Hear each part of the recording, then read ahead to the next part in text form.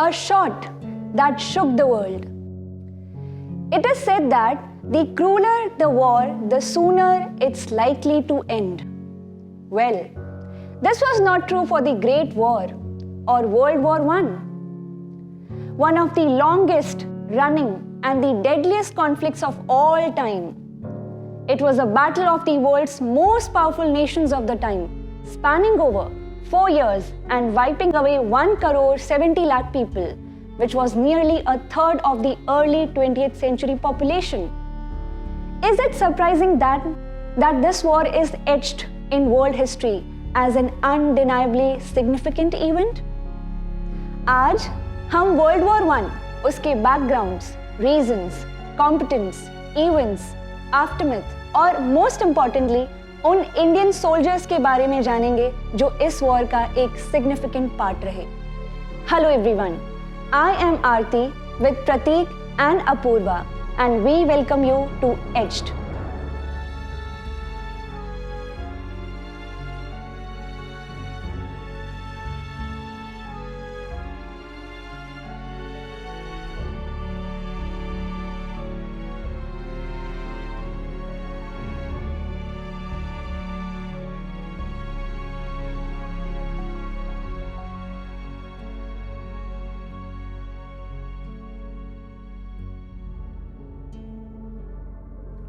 Balkans एक भौगोलिक प्रदेश है जहां आज की तारीख में रोमानिया, बल्गेरिया, ग्रीस, बोस्निया हर्ज़गोविना आदि इत्यादि आधुनिक देश आए हुए हैं। इसमें अलग अलग एथनिसिटीज़ के लोग रहते थे।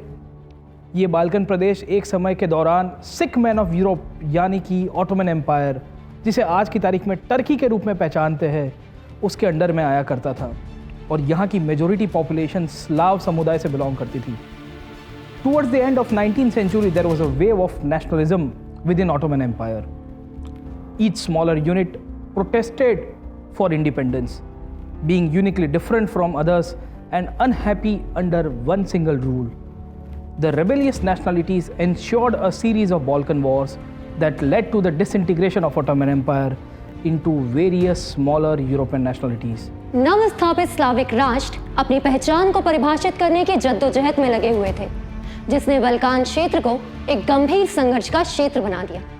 हर राष्ट्र इसे अपने आधिपत्य में रखना चाहता था और इसी के तरह बड़े यूरोपियन स्टेट जैसे Germany, France, Italy, Austria, Hungary, Russia और इंग्लैंड सब बल्कान को अपने अंडर करना चाहते थे। इसी फिनोमिना को हम एम्पेरियलिज्म यानी साम्राज्यवाद कहते हैं। अपनी शक्ति को कोलोनाइजेशन यानी औपनिवेशीकरण के द्वारा बढ़ाना। इस टाइम पर सभी यूरोपीय राष्ट्र शक्ति के, सत्ता के भूखे थे। नेशनलिज्म यानी राष्ट्रवाद और एम्पेरियलिज्म अर्थात औपनिवेशवाद, साम्राज्यवाद, यही दोनों वर्ल्ड वॉर I के दो प्रमुख कारण बनकर उभरे। In 1914, the European countries were witnessing an industrial revolution. Agriculture, infrastructure, fashion, सबके प्रोडक्शन में ऑटोमेशन आ रहा था। Manufacturing speed was like never before. ये सब तो एक हार्मलेस टेक्नोलॉजिकल प्रोग्रेस का पार्ट था, owing to which humanity was at the peak of its civilization. पर एक ऐसा एरिया था जिसके इंडस्ट्रियल एडवांसमेंट से दुनिया को खतरा था। वो था development of military and arsenal. In fact, militarism was another major reason for the great war. 1882 में जर्मनी, ऑस्ट्रिया, हंगरी और इटली ने ट्रिपल अलायंस साइन किया। इंटेंशन ये था कि they will help each other in case इनके ऊपर France या रशिया के द्वारा अटैक किया जाता है। जर्मन नेवी की बढ़ती ताकत देख के ब्रिटेन और फ्रांस ने ट्रिपल एंटेते साइन कर दिया। फिर बचा क्या था? By 1907 Russia also joined this alliance. As and when time progressed, this groups became explosive by 1914 and ready for war. ये alliance system was the final reason under which we saw different countries signing secret treaties with each other because of their various ulterior motives. We will see many more such alliances through the course of this video.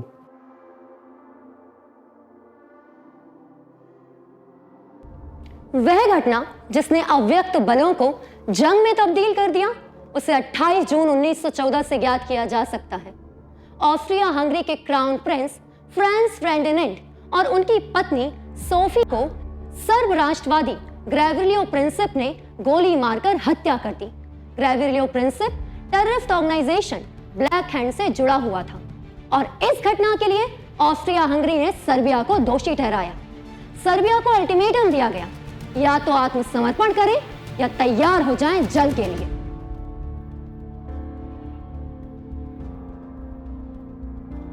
Austria Hungary के foreign minister Conrad को केसर William II of Germany से support का assurance था that if Austria Hungary started a war against Serbia, Germany would be on their side. This assurance was confirmed in the week following the assassination. और वहीं दूसरी तरफ, following the ultimatum, Serbia called Russia for help against Germany, Austria, Hungary. और Russia had been waiting for an opportunity to crush Germans' pride. इसीलिए it decided to fight alongside Serbia. जैसे कि हमने देखा कि रशिया ने सर्बिया की मदद का वादा किया था और इसीलिए बाय 25 जुलाई 1914 ऑस्ट्रिया हंगरी का अल्टीमेटम का रिप्लाई दिया। सर्बिया ने सारे डिमांड्स मान लिए सिवाय के एक, वो था to allow the Austro Hungarian officials to enter Serbian soil and investigate the assassination of their crown prince. Serbia decided this went against their sovereignty and refused to accept this demand. 3 days later, on 20th July, Austria-Hungary declared a war on Serbia. यहाँ ध्यान देने वाली बात यह है कि इस ultimatum को डिजाइन इस तरीके से किया गया था कि ये रिजेक्ट हो जाए। उसकी डिमांड्स इस तरह लिखी गई थी कि उन्हें स्वीकार करना सर्बिया के लिए मुश्किल हो। इतिहासकार बताते हैं कि बल्कान वॉर से रईस बने सर्बिया की बढ़ती शक्तियों को नियंत्रित करने हेतु ऑस्ट्रिया हंगरी तो जंग चाहते ही थे। उस समय यह कोई नहीं जानता था कि यह जंग एक ऐसे रक्तपात में तब्दील हो जाएगी जिसे इस दुनिया ने कभी नहीं देखा हो। ऑस्ट्रिया हंगरी के वॉर डिक्लेयर करने की वजह से यूरोप में एक चेन ऑफ रिएक्शन इंस्टिट्यूट हुआ। One after the other, owing to their affiliations with different alliances, the biggest European powers were roped into the war, and soon the Triple Alliance and the Triple Entente were in a head-to-head battle. इसे हम जुलाई crisis कहते हैं। Geographically surrounded by its two big rivals, Germany decided to go up front against Russia and France. It strategized defeating France first and then shifting its forces to the east, where it would knock out Russia. ये strategy Schlieffen Plan के नाम से जानी जाती है, named after the designer of the strategy. Germany के पास सिर्फ एक रास्ता था फ्रांस में घुसने के लिए और वो था वाया बेल्जियम। ब्रिटेन और बेल्जियम ने ट्रीटी ऑफ लंदन साइन किया था 1839 में, according to which it would stand by Belgium in case of any attack on it. Britain entered the picture और उसने बर्लिन को एक अल्टीमेटम इशू किया जिसका कुछ जवाब नहीं आया। On 4 August 1914 the king declared war on Germany.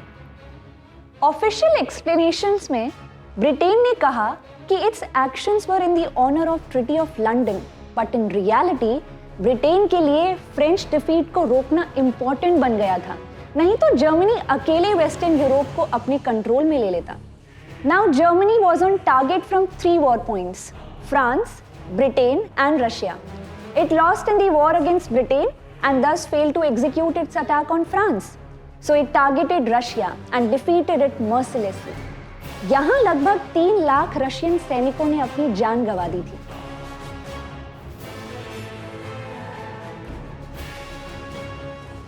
Triple Entente came to be known as the Allied Powers or Allies, while the Triple Alliance became the Central Powers.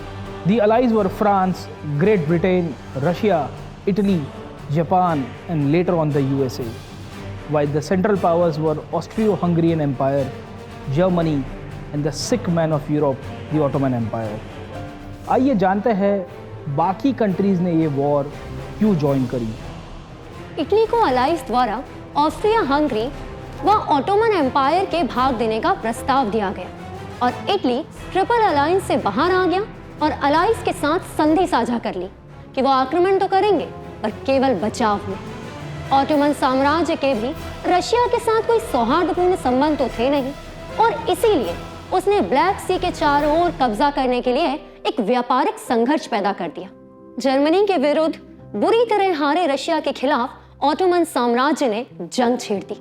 War की शुरुआत से ही Japan का जर्मनी के positions में interest था और Japan ने Britain के साथ 1902 में एक एंग्लो जापानीज अलायंस भी साइन किया था। It honored that agreement by attacking German colonies in China, as Britain and France started attacking German colonies in Africa. Provoked by the repeated attacks on its possessions around the world, the German Navy engaged in unrestricted submarine warfare and launched attacks on British warships. In the process, making a huge mistake and waking up a sleeping lion. During the course of war, German Navy ने किसी को नहीं बख्शा। German navy ने एक दिन UK की एक लग्जरी शिप लुसिटेनिया को टारगेट किया। इस जहाज में 128 अमेरिकन्स भी थे and none of them made it alive. The action of Germany was supposed to get reaction from the USA, who was already disturbed by the German attempt to influence Mexico to ally with Germany against the US.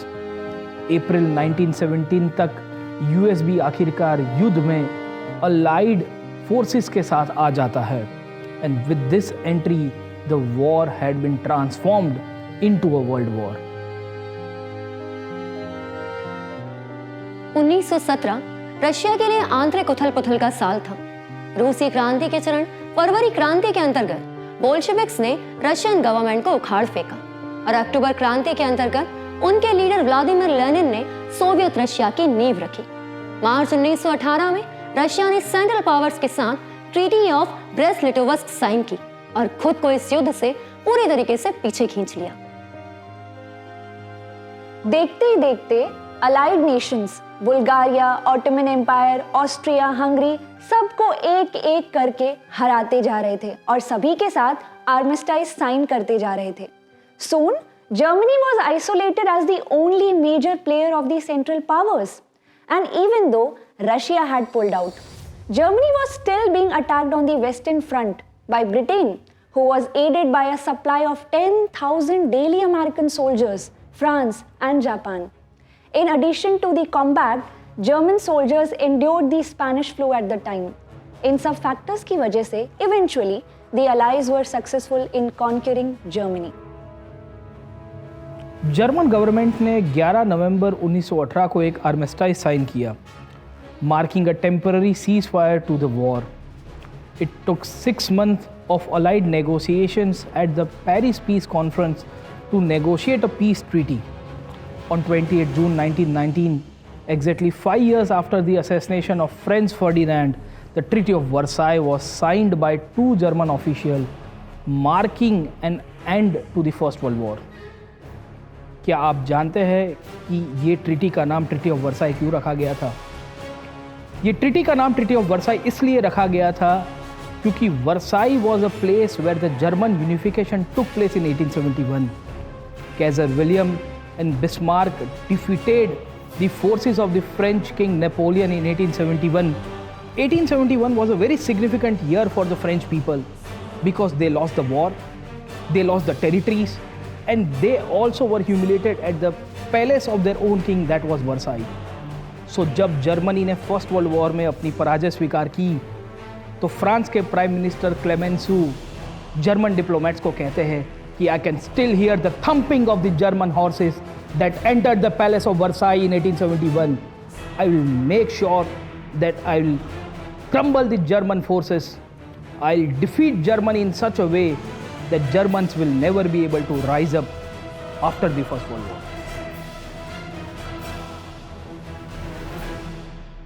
अब World War I तो खत्म हो गया था, but do you know the role that India played in it?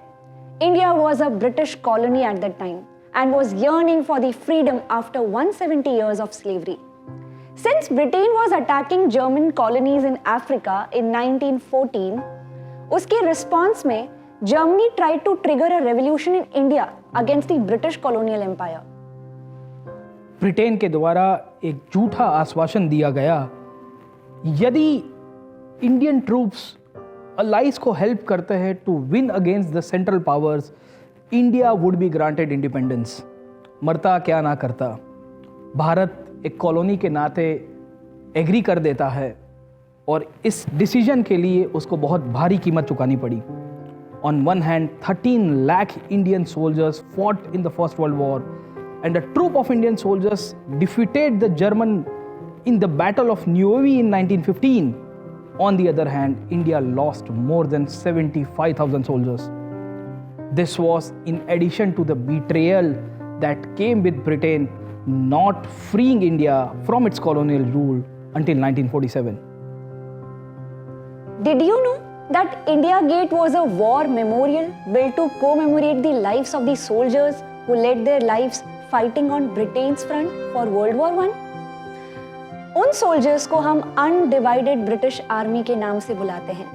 Sir Edwin Lutyens द्वारा बनाया गया ये सैंडस्टोन आर्क दिल्ली के राजपथ के ईस्टर्न एंड पर लोकेटेड है।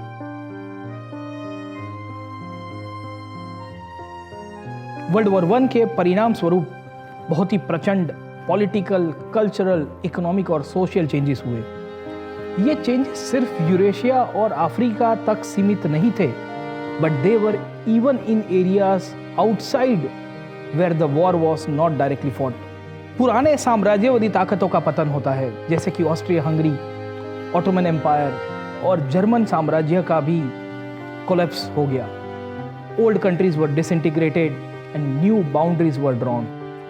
International organizations like League of Nations, International Labour Organization came into existence, and most importantly, new ideologies evolved in the society. World War I कहने को तो Treaty of Versailles के बाद ख़त्म हो गई थी, लेकिन it had very far-reaching consequences well into the future, जो उस टाइम कोई प्रिडिक्ट नहीं कर पाया। वर्साई की संधि के अनुसार जर्मनी को युद्ध का हर्जाना भोगना पड़ा, जिसकी वजह से हमें दो बड़े दुष्परिणाम देखने को मिले। 1929 में ग्लोबल मार्केट क्रैश हुआ और हमें देखने को मिला ग्रेट डिप्रेशन। संधि की शर्तें हर तरीके से जर्मनी को ह्यूमिलेट करने वाली थी, चाहे वो आर्थिक रूप से हो, भौगोलिक रूप से या सैन्य तरीके से। लोगों में एक गहरी राष्ट्रीय नाराजगी पैदा हो गई, जिसने नाजी विचारधारा को हवा दी, और हम इस संधि को ही सेकेंड वर्ल्ड वॉर, द्वितीय विश्व युद्ध की के रूप में देखते हैं। अभी के लिए हम आपको छोड़कर जा रहे हैं एक विचार के साथ, एक थॉट के साथ। अपनी book the first world war philosophy and Europe में निकोलस डी वॉरेन लिखते हैं कि the world war one brought an end to everything in Europe except to a Europe in search of itself। ये हमें सोचने पर मजबूर कर देता है कि क्या यूरोप में सेंचुरी से चल रहे सिविल अनरेस्ट का वर्ल्ड वॉर वन एक एंड था? इस वॉर में इन्वॉल्व सभी कंट्रीज को एक 4 साल तक लंबी लड़ाई लड़ने के बाद अपनी सिविलियंस, टेरिटरी और एस्टीम खोने के बाद एंड में क्या मिला? क्या आपको वॉर्स एथिकली या मॉरली जस्टिफाइड लगते हैं? कमेंट करके जरूर बताएं। ग्रेट डिप्रेशन और सेकेंड वर्ल्ड वॉर के बारे में हम फ्यूचर वीडियोस में डिटेल में डिस्कस करेंगे। तब तक के लिए लाइक, कमेंट, शेयर